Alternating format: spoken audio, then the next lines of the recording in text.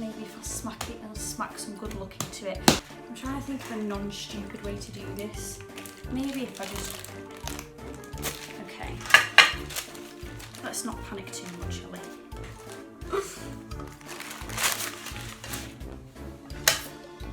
Let's try that again. And I've just had to resort to like squishing the middle of it in like that, so... Hi everyone, hope you're well today. Thanks for clicking on my video. If you're new to my channel, then please give me a little like or subscribe. I think at the minute I'm on 112 subscribers. It'd be nice to get that up to 120 and grow it from there, but small goals, set yourself small goals and you'll get the bigger goals. Sometimes I go a bit cockney and I don't know why. My mum's from Tottenham, my dad's from Yorkshire, so this is the accent I was blessed with, although some people say that I sound Scouse. That kind of, I mean, that did sound Scouse then Scouse. I mean, I sound like John Bishop, but I fancy him. Why am I just admitting all this stuff, word vomit? So today I'm going to be making a gluten-free lemon meringue pie because it's my mum's birthday tomorrow. And I enjoy sort of like letting it set in the fridge because I think everything that you make is always better the day after when it comes down to baking. Of course, I'm not Mary Berry, so that's not like a scientific fact. If anyone wants to follow my recipes, I've got my laptop over here. I'm not just being weird with my hand. In fact, I'll show everyone.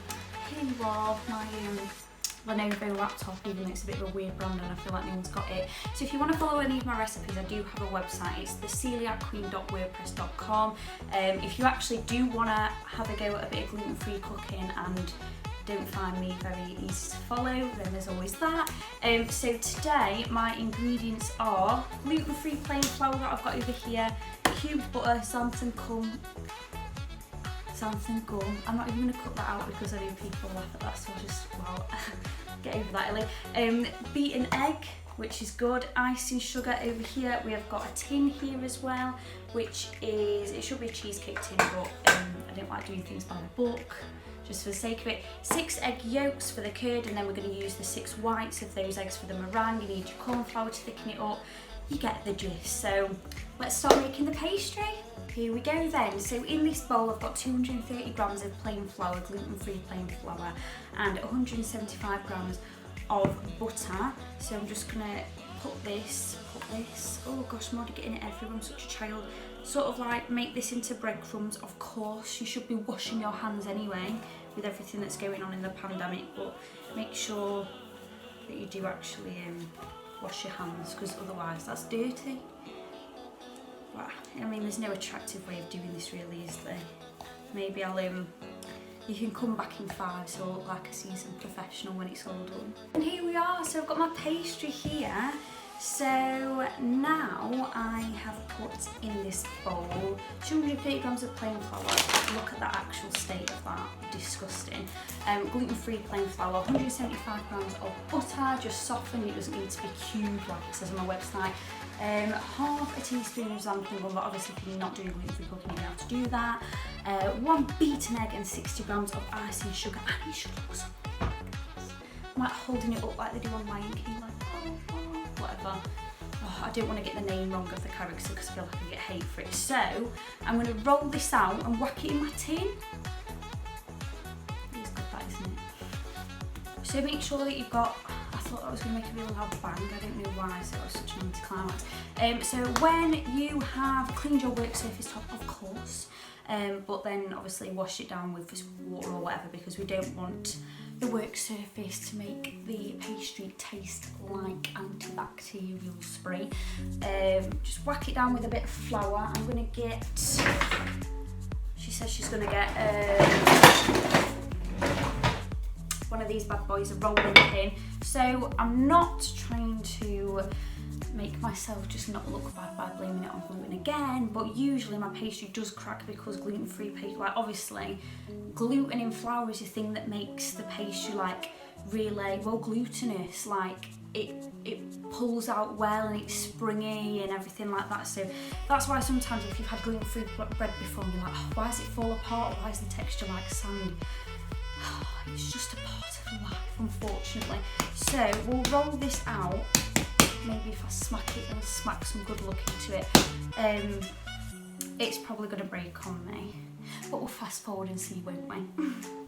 So obviously it doesn't matter if your pastry cracks too much because it's just a fact of life, unfortunately. Things don't go very well unless you're watching cooking shows. Not ones like this, I mean on like the food channel, you're like, oh my gosh, why let everything go so perfect in the kitchen for them, but for me it's a different story.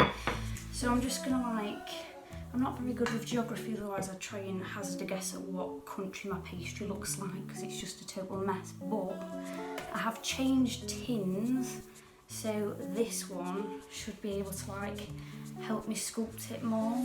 It's like a cheesecake tin, but I didn't know if the sides would be big enough to get all this pastry, but I just knew this is gonna fall.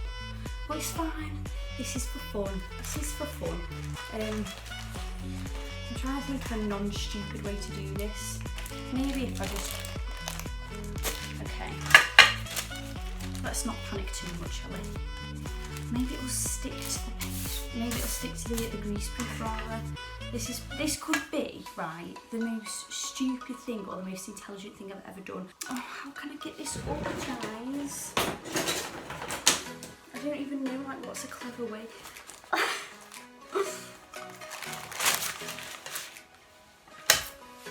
Let's try that again. Okay, so today the pastry didn't want to play ball, so I literally had to resort to picking up balls of pastry and just squeezing it in this tin. So as you can see, it's got loads of lovely hygienic finger marks in it, but I do wash my hands, so it's fine. And I just had to resort to squishing the middle of it in like that, so I get an even, somewhat even, I mean it's not going to be even, but the whole point of this little series is just to show you that even though you can't cook like me, you can have fun doing it. So let's just go around the edges and cut all the mangly bits off, but then I'll just be chucking the whole thing in the bin, so here we go. So now that's all done, as you can see. Very messy, but I cut all the sides off. I tried to make it look pretty. I tried more. I'm gonna let this cool in the fridge for about 45 minutes, and then once it's cooled in the fridge, I need to take it out and put it in the oven just to what's the word? Is it called ghost bake or naked bake? I don't know, might be making words up. Where you basically just bake the pastry on its own. Usually you're meant to put little cooking beans in or whatever just to weigh it down, but I might have to put seeds in it or something. Obviously on top of greaseproof, just to make sure it doesn't rise, which it shouldn't do because it's plain flour, but we'll come back after it's been chilled. Hello there, I feel like a TikToker. So now that's chilled for 45 minutes, I'm going to put it in the oven for 15 minutes at 180 degrees. Hopefully it'll turn out okay. I'll bring it out in about 15 minutes and then we can get on with the lemon curd filling and meringue top. So while we've got the pastry cooking in the oven, I'm going to split 6 eggs. So we want the yolk for the curd and the whites for the meringue. So I've got a little cup here that I'm going to put all my whites in because we don't want to waste them. I will definitely fast forward this, but I'm just going to see that I can actually do this properly, not look stupid. Why have I put the whites in there?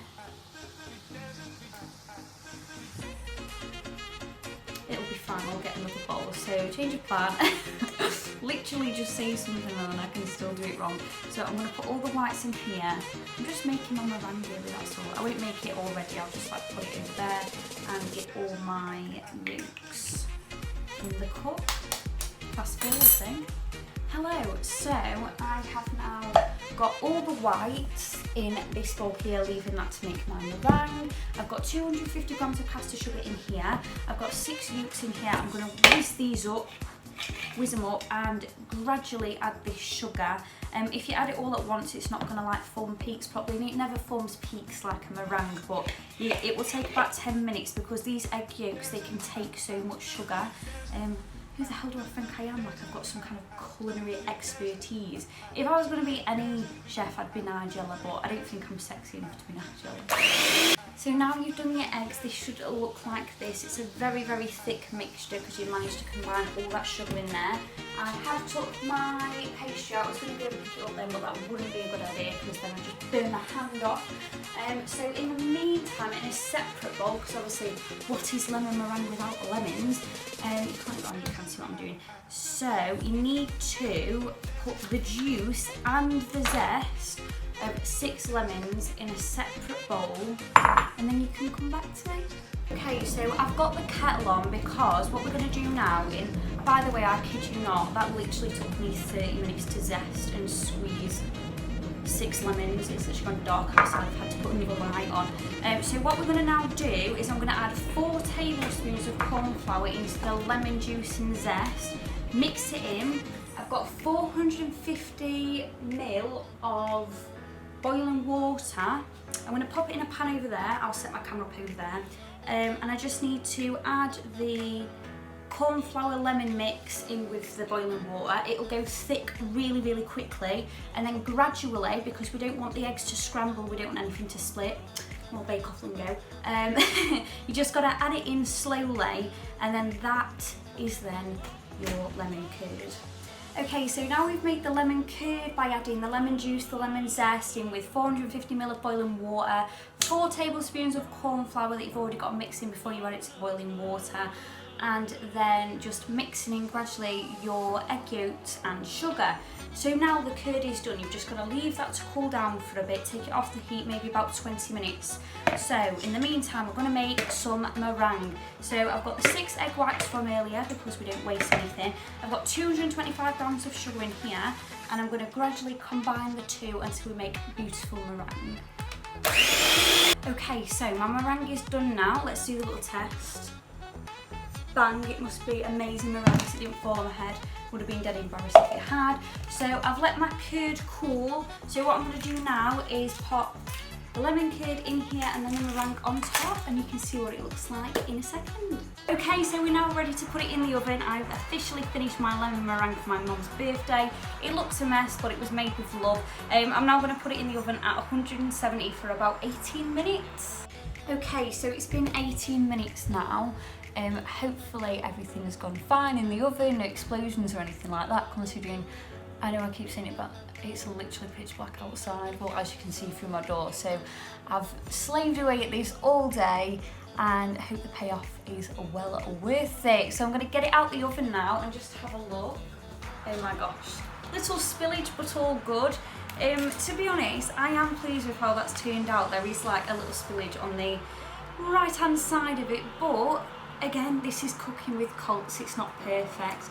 I am going to leave that to cool down, and then I'm going to put it in the fridge overnight, and it should be all gorgeous and ready to eat tomorrow. And I'll give you a little sliced update tomorrow to see, just to check it's actually nice.